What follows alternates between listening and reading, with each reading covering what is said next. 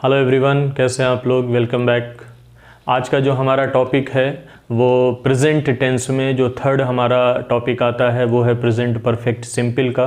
उसको हम लोग स्टडी करने जा रहे हैं। जैसा कि हमने अपने टेंस की सीरीज़ जो है वो शुरू की थी और उसमें हम एक एक ग्रामर को लेकर के उसके यूज़ और उसमें अफर्मेटिव, नेगेटिव और क्वेश्चन के सेंटेंसेस कैसे बनाते हैं, इस चीज़ पे हम डिस्कस कर रहे हैं। उसी सीरीज़ में हमारी थर्ड ग्रामर है, दैट इज़ प्रेजेंट परफेक्ट। जैसा कि आपको पता है कि इससे पहले हमने प्रेजेंट में प्रेजेंट इंडेफिनिट और प्रेजेंट प्रोग्रेसिव से रिलेटेड बात की है। आज हमारा इसी टॉपिक में थर्ड ग्रामर आती है प्रेजेंट परफेक्ट की। प्रेजेंट परफेक्ट में जैसे हम लोग हमेशा कर रहे हैं अभी फ़िलहाल कि बेसिकली हम इसको कैसे पढ़ते हैं। पहले हम उस पर्टिकुलर टेंस का जो यूज़ है कि किस टाइम पे हम उसको यूज़ करते हैं, इस चीज़ पे हम डिस्कस करते हैं। उसके बाद फिर कैसे उसमें पॉजिटिव, नेगेटिव और क्वेश्चन के सेंटेंसेस को हम लिखते हैं या उनसे रिलेटेड जो एग्जाम्पल्स होते हैं उनको हम कैसे डिस्कस करते हैं, इस पे बात होती है। सो लेट्स स्टार्ट। आज का जो हमारा टॉपिक, जैसे मैंने बताया, प्रेजेंट परफेक्ट। मैंने यहाँ पर आपको 5 यूज़ लिखे हुए हैं, जहां पर 5 ऐसे टाइम कि जहां पर हम बेसिकली प्रेजेंट परफेक्ट टेंस को यूज करते हैं। फर्स्ट थिंग, उससे पहले मैं आपको बता दूं कि प्रेजेंट परफेक्ट का जो ग्रामर होती है वो बेसिकली नो स्पेसिफिक टाइम, इसमें कभी भी हम कोई पॉइंट ऑफ टाइम जो है वो नहीं देते हैं कि लाइक यस्टरडे और 5 o'clock, इस तरीके से जो है वो हमारा कोई स्पेसिफिक टाइम नहीं होता है। यहाँ पर टाइम से ज़्यादा हम उस पर्टिकुलर एक्शन के रिजल्ट पे एम्फेसाइज करते हैं। अंडरस्टैंड दिस वन कि हमारे पास जो रिजल्ट होता है वो मेन चीज है उस एक्शन का, और टाइम जो है वो हमारे लिए इस पर्टिकुलर ग्रामर में इतना इंपॉर्टेंट नहीं होता है। जैसा कि आपको पता है कि हमारी ग्रामर जो हम पढ़ते हैं वो subject, helping verb, main verb और ऑब्जेक्ट के फॉर्मूले पे डिपेंड है, राइट। सो यहां पर हमारा जो रिजल्ट है मेन वर्ब का, ये हमारा टारगेट होता है यहाँ पर, ना कि वो काम हमने कितने टाइम में ख़त्म किया या कब ख़त्म किया, ये हमारे लिए इम्पॉर्टेंट नहीं है। इस ग्रामर में हमें जो मेन चीज़ हमें जो डिस्कस करनी है या जो मेन हमारा टारगेट होता है, जहां पर हम उस सेंटेंस को जोर दे करके बोलते हैं, वो होता है उस पर्टिकुलर काम का रिजल्ट या उस पर्टिकुलर एक्शन का रिजल्ट की ओके। फॉर एग्जाम्पल, जैसे कि मैं बोलूं कि मैंने अपना होमवर्क ख़त्म कर लिया या मैं अपना होमवर्क ख़त्म कर चुका हूं, राइट। सो अगर आप इस सेंटेंस को ध्यान से देखेंगे या सुनेंगे, लाइक मैंने अपना होमवर्क ख़त्म या मैं अपना होमवर्क ख़त्म कर चुका हूं, राइट। सो यहां पर मैंने एम्फेसाइज किया है कि मैंने अपना काम ख़त्म कर लिया है। कब ख़त्म किया, इस बारे में हमने कोई बात नहीं की है या वो हमारे लिए बताना इतना इंपॉर्टेंट नहीं है। हमारे लिए जो मेन चीज थी वो ये थी कि मैंने अपना काम खत्म किया या नहीं किया, राइट। सो इसी से रिलेटेड हमने बात की कि हमारे लिए रिजल्ट इंपॉर्टेंट है, ना कि किस पर्टिकुलर टाइम पे हमने उस चीज को खत्म किया है। ये हमारे लिए उतना इंपॉर्टेंट नहीं है। हमारे लिए जो मेन इंपॉर्टेंट है वो है उस पर्टिकुलर एक्शन का रिजल्ट, राइट। सो ये तो पहला पॉइंट हो गया इसका। अब हम चेक करते हैं कि कहां कहां पर हम इस ग्रामर को यूज करते हैं। जैसा कि जो हिंदी मीडियम के जो स्टूडेंट होते हैं उनके लिए मैंने हमेशा ऐसा करके लिखा हुआ है कि पहली चीज ये है कि जो भी सेंटेंसेस आपके चुका है, चुकी है या चुके हैं, इससे रिलेटेड होते हैं या इससे एंड होते हैं, कि ऐसा कोई भी सेंटेंस की जब कभी आप लास्ट में ये बोलें, जैसा कि मैंने अभी आपको एक एग्जाम्पल दिया कि मैं अपना होमवर्क खत्म कर चुका हूं, मैं खाना खा चुका हूं, मैं स्कूल जा चुका हूं, मैं सो चुका हूं, मैं खेल चुका हूं, इस तरीके के जो सेंटेंसेस होते हैं उनको आप प्रेजेंट परफेक्ट की ग्रामर से बना बनाते हैं, पहला पॉइंट। दूसरा हमारा आता है putting emphasise on the result. इसको अभी हमने डिस्कस किया था कि इस ग्रामर में बेसिकली हमें क्या करना है,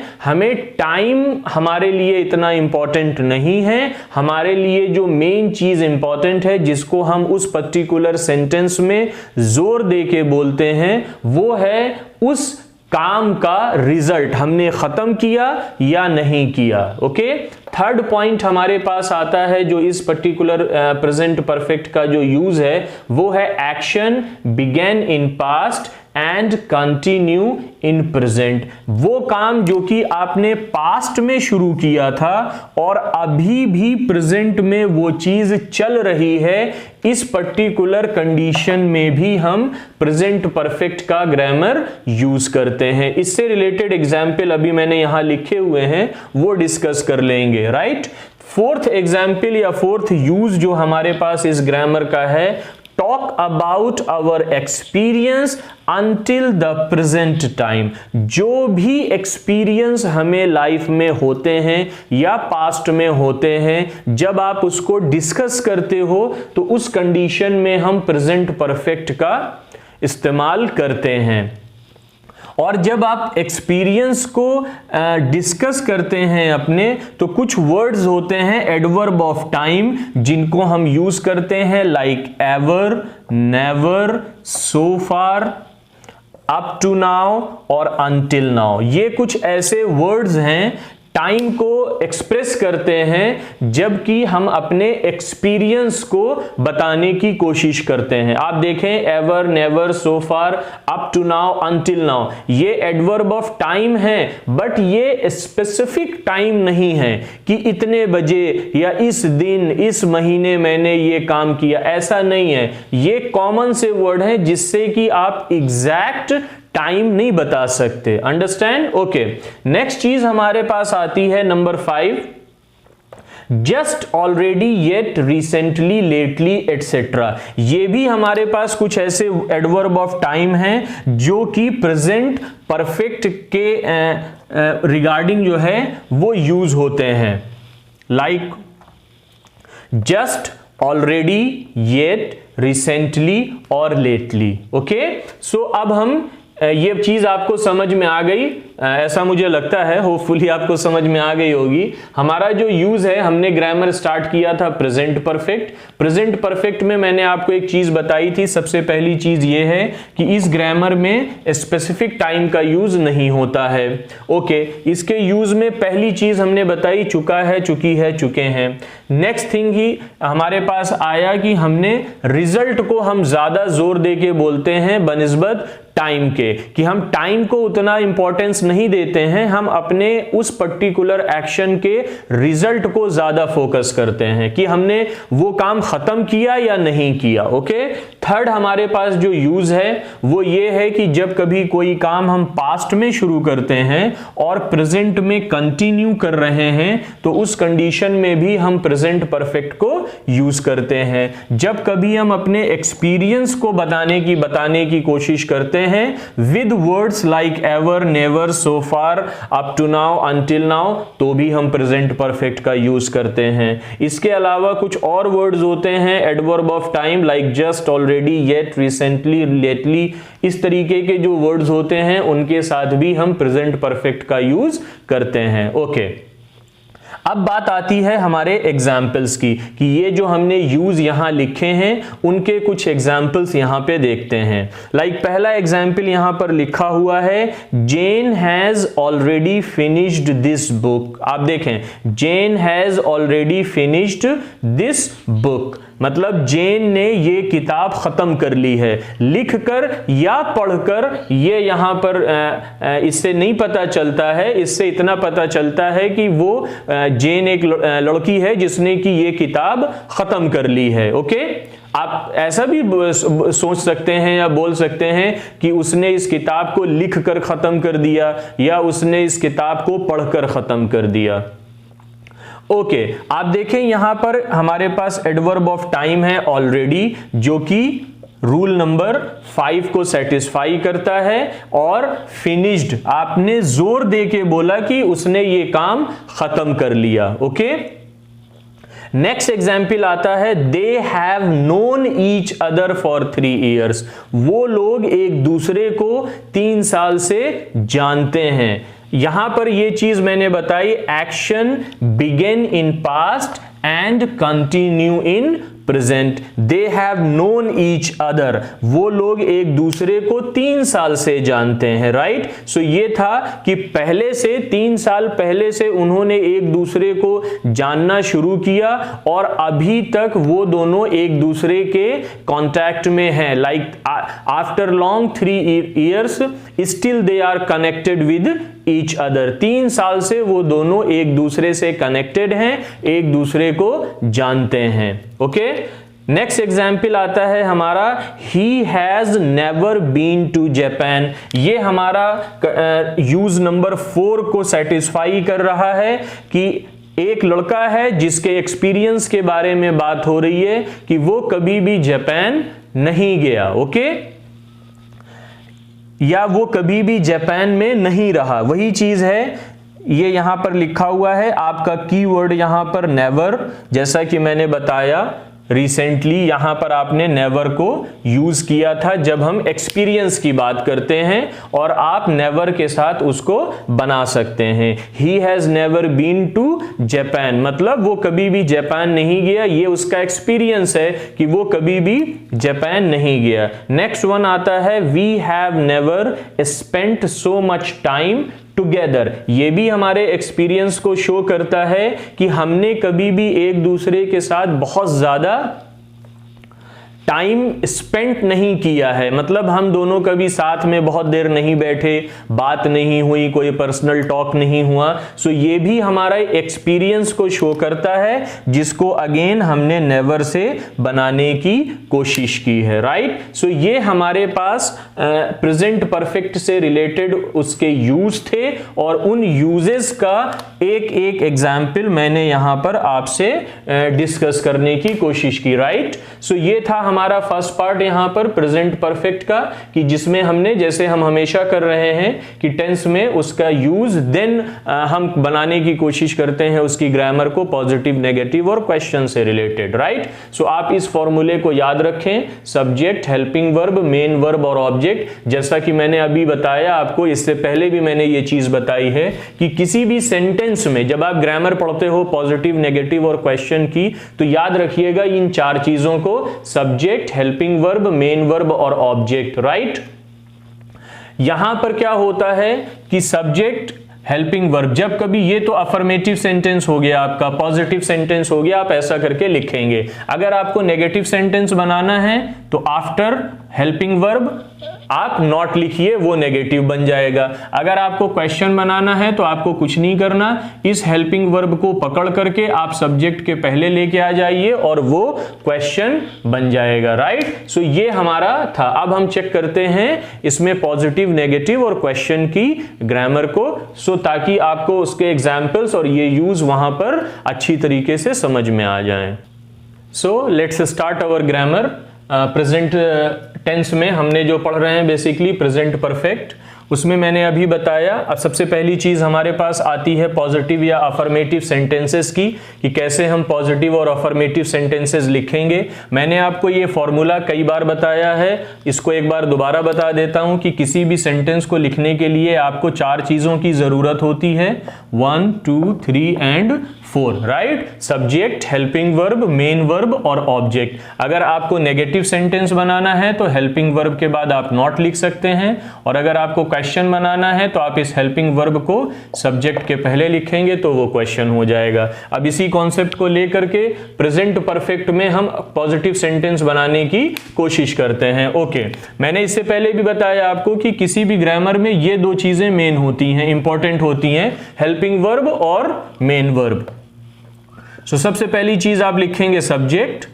सब्जेक्ट क्या होता है, इससे पहले भी मैंने बताया है आपको कि कोई भी नाउन, कोई भी प्रोनाउन, जीरंड, इन्फिनिटिव्स या जैसे कि इस तरीके के जो वर्ड्स होते हैं वो सब्जेक्ट की पोजीशन पे आते हैं। नेक्स्ट आता है हेल्पिंग वर्ब। हेल्पिंग वर्ब हमारे पास होता है या तो हैज और या तो हैव, इन दोनों में से कोई एक। और वर्ब जो है, वर्ब अपनी थर्ड फॉर्म में आती है, that is past participle. Okay, और लास्ट आता है यहां पर ऑब्जेक्ट।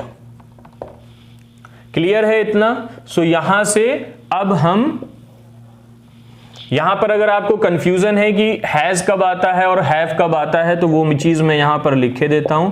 हैज आता है सिंगुलर सब्जेक्ट्स के साथ, he, she, this, that, okay, it, या अगर आप कोई एक नाम यूज कर रहे हैं। हैव किसके साथ आता है? हैव आता है प्लूरल सब्जेक्ट्स के साथ, like I, you, we, they, these, those, या more than one name. Okay, so ये कंडीशन होती है पॉजिटिव या अफर्मेटिव में। मेन चीज यहां पर क्या है? मेन चीज है आपका हेल्पिंग वर्ब हैज और हैव प्लस वर्ब 3। अगर आपको इतना पता है तो इस ग्रामर में आपको कोई प्रॉब्लम नहीं होगी। जैसा कि मैंने ऊपर बताया आपको, अब अगर आपको इसी ग्रामर को नेगेटिव बनाना है तो आप सिंपली यहां पर नॉट लिखेंगे, और अगर आपको इसी को क्वेश्चन बनाना है तो आप हैज और हैव को सब्जेक्ट के पहले लिखेंगे, like has, have, subject, verb 3, object, तो वो आपका क्वेश्चन हो जाएगा। इसके एग्जाम्पल्स चेक कर लेते हैं। फॉर एग्जाम्पल आप लिखें कि he has done his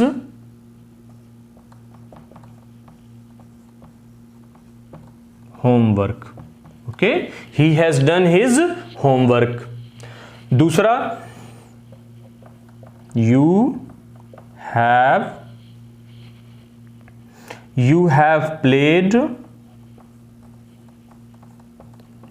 played well. Okay, third example, they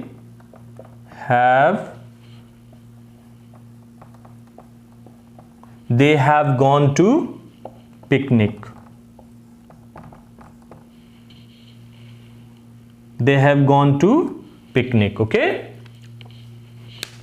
okay, so यहां पर मैंने ये 3 एग्जाम्पल लिखे हैं। आप देख सकते हैं ये हमारा सब्जेक्ट है, ये हमारी हेल्पिंग वर्ब है, ये हमारी मेन वर्ब है और ये ऑब्जेक्ट है। आप देखेंगे कि यहां पर ये तीनों वर्ब जो हैं ये अपने थर्ड फॉर्म में हैं, और सिंगुलर सब्जेक्ट के साथ हैज और प्लूरल सब्जेक्ट के साथ हैव का यूज होता है। सिंपली बहुत सिंपल ग्रामर है। एक्चुअल में इंग्लिश ग्रामर जो है वो बहुत सिंपल है। अगर आप कॉन्सेप्ट से पढ़ने की कोशिश करेंगे तो कोई भी प्रॉब्लम नहीं आएगी आपको। ओके, सो ये था हमारा पॉजिटिव सेंटेंस जिसमें हमने सिंपली इसी फॉर्मूले के through subject, helping verb, main verb और ऑब्जेक्ट, सब्जेक्ट हेल्पिंग वर्ब हमारा हैज और हैव था, और वर्ब जो है वो बेसिकली अपने थर्ड फॉर्म में आती है, उसके बाद ऑब्जेक्ट आ जाता है। ओके, हैज और हैव कैसे आता है, इसके लिए मैंने बता दिया आपको कि हैज जो है वो सिंगुलर सब्जेक्ट के साथ आता है और हैव जो है वो प्लूरल सब्जेक्ट्स के साथ आता है। इसको आपको याद करने की जरूरत नहीं है। जैसा कि अगर आपको ये पता है, इससे पहले भी मैंने बताया था, आप इस सीरीज को थोड़ा ध्यान से देखेंगे तो हर ग्रामर में मैं ऐसे ही करके लिखता हूं, सिंगुलर और प्लूरल, तो आपको पता होगा। जैसे आप अगर इज की ग्रामर आपने देखी तो वहां पे भी सेम यूज हो रहा था, डज की ग्रामर देखी तो भी वहां पर सेम यूज हो रहा था। ओके, इसी तरीके से हैव जो था वो आर के साथ या कि डू के साथ, आई में थोड़ा सा डिफरेंस है क्योंकि आई जो है वो आर के साथ नहीं, आई जो है वो एम के साथ आता है इस ग्रामर में। क्लियर है इतना? ओके, सो अभी हमें जो है ये हमारा फर्स्ट ग्रामर थी प्रेजेंट परफेक्ट में पॉजिटिव या अफर्मेटिव सेंटेंस के लिए। अब हम देखते हैं कि हम नेगेटिव सेंटेंस कैसे बनाएंगे। बहुत सिंपल है, जैसा कि मैंने बताया आपको इस पोजीशन पे अपना नॉट प्लेस करना है और आपका फॉर्मूला जो है वो नेगेटिव सेंटेंस के लिए तैयार हो जाएगा। ओके, सो लेट्स सी कि कैसे हम प्रेजेंट परफेक्ट में नेगेटिव सेंटेंसेस को बनाते हैं।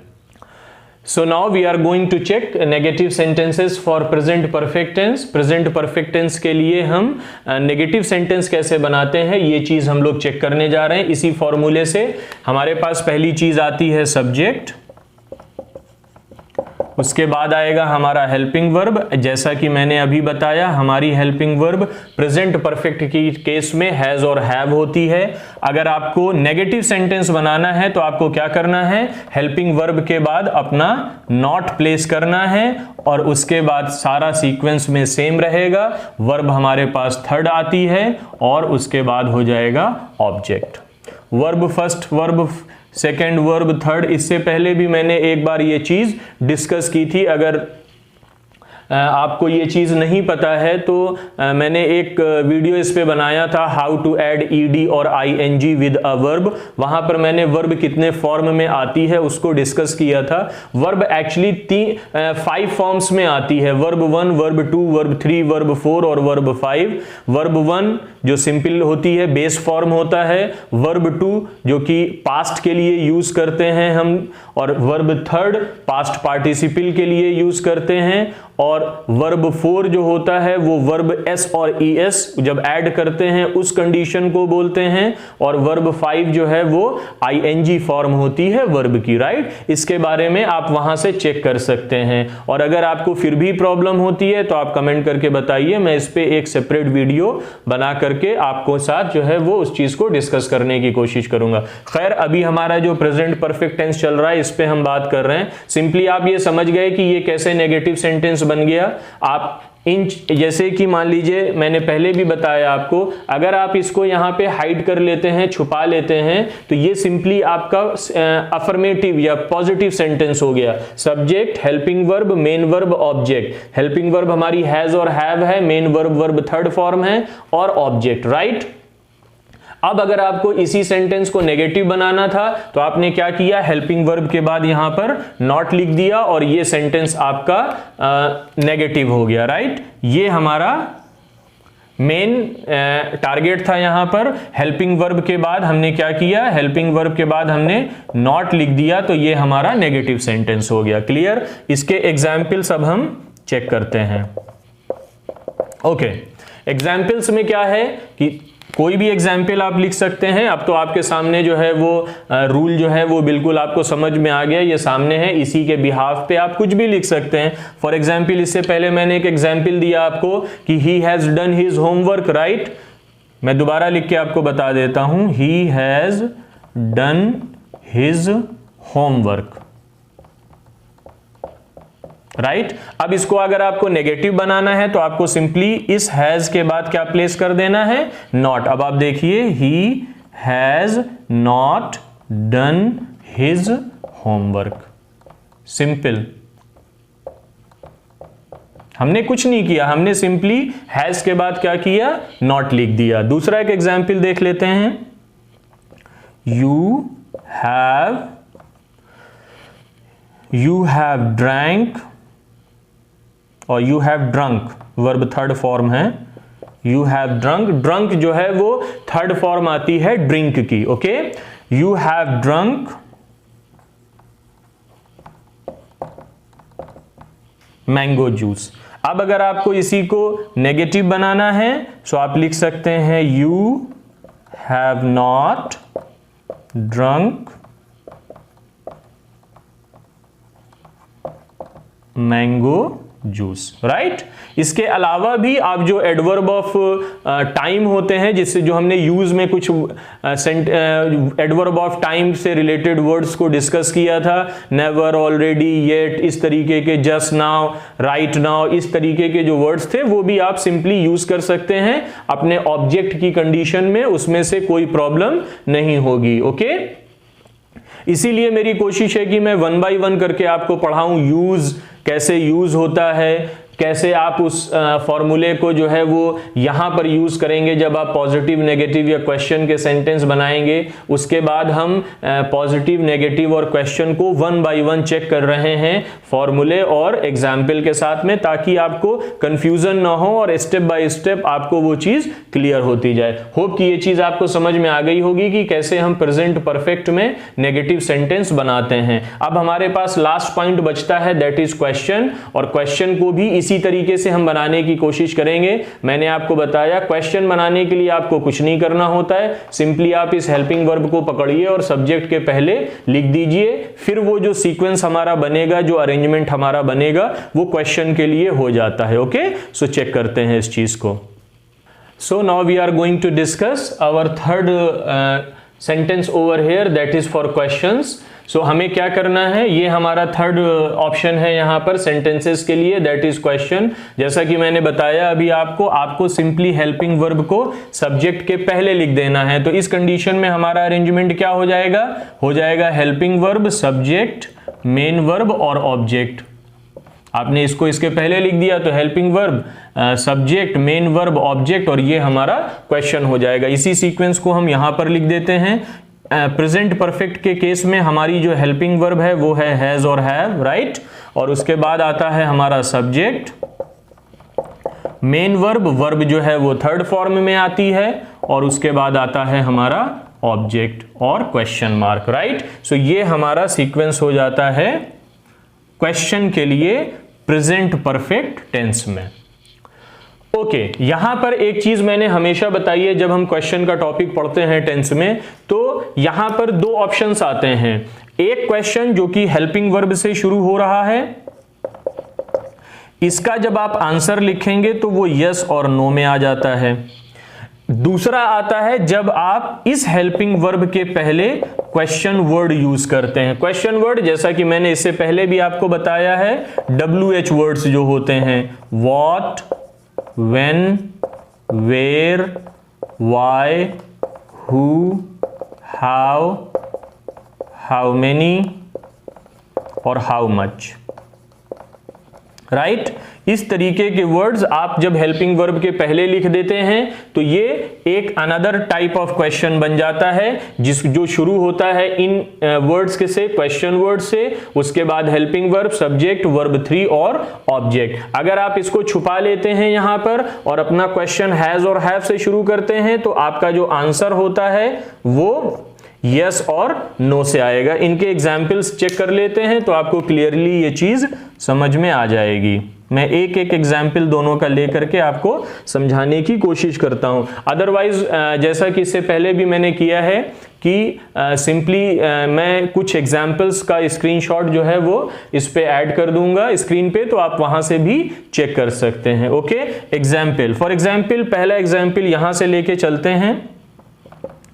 Have you gone to, have you gone to school, have you gone to school।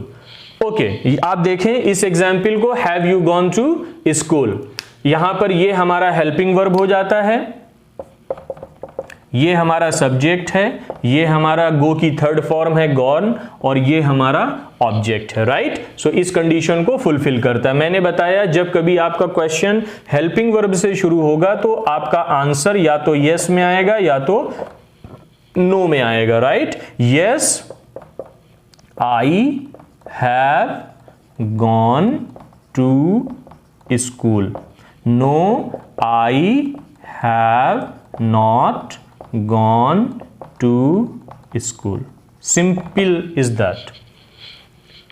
अब देखें, सिंपली आपने कुछ नहीं किया, आपने इस हैव को पकड़ा और इसको दोबारा अपनी रियल पोजीशन सब्जेक्ट के बाद लिख दिया और उसी के हिसाब से बन गया। मैंने इससे पहले भी आपको बताया था, क्वेश्चन में अगर यू है तो जवाब में आई आएगा, या सवाल में अगर आपके आई है तो जवाब में यू आएगा, सवाल में अगर योर है तो जवाब में माई आएगा, सवाल में अगर माई है तो जवाब में योर आएगा। ये चीज मैं यहां पर लिख देता हूं, कोई मुश्किल नहीं है।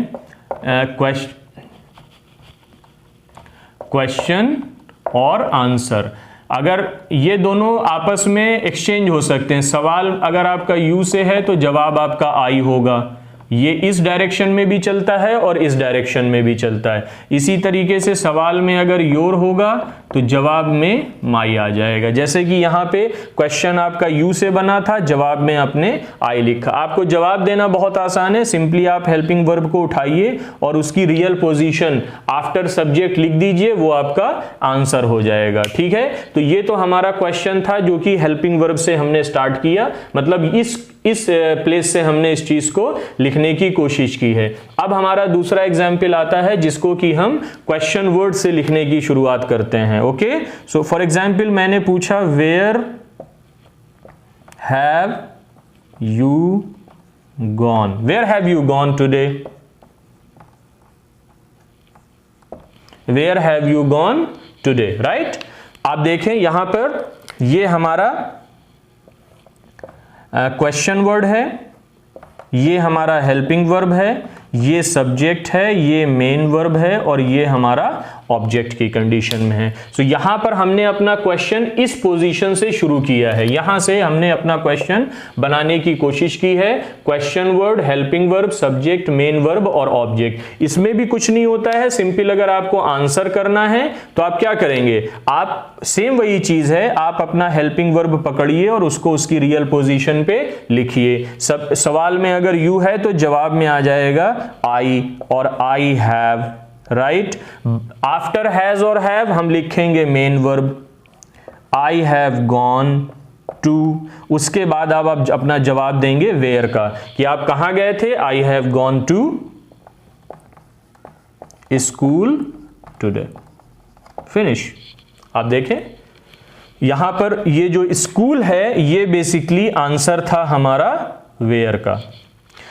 इस पे मैं एक सेपरेट वीडियो बनाऊंगा कि कैसे आप जो है वो क्वेश्चंस को अरेंज करते हैं, या कि बाद में जब हम स्पीकिंग से रिलेटेड जब हम बात करेंगे कि कैसे आप क्वेश्चन को आंसर और आंसर को क्वेश्चन करेंगे, सो उस पोजीशन पे जाकर के आपको क्लियरली ये चीज समझ में आ जाएगी। जो चीजें अभी मैं डिस्कस कर रहा हूं, पोजीशन कैसे बदल रहे हैं, helping verb, subject, question word, इस तरीके से। ओके, सो बट फिलहाल अभी आपका मेन जो टारगेट था यहां पर अपनी ग्रामर को समझना, दैट इज प्रेजेंट परफेक्ट की ग्रामर हमने आज देखी है और ये पॉइंट यहीं पर हमारा खत्म होता है। हमने चेक किया प्रेजेंट परफेक्ट की ग्रामर में कि कैसे हम इस ग्रामर को यूज करते हैं, कौन कौन से एडवर्ब ऑफ टाइम जो रिलेटेड वर्ड होते हैं, never, already, just now, right now, इस तरीके के वर्ड्स जो थे वो सारे वर्ड्स को डिस्कस किया। उसके बाद हमने अपनी हेल्पिंग वर्ब, मेन वर्ब की कंडीशन को चेक किया।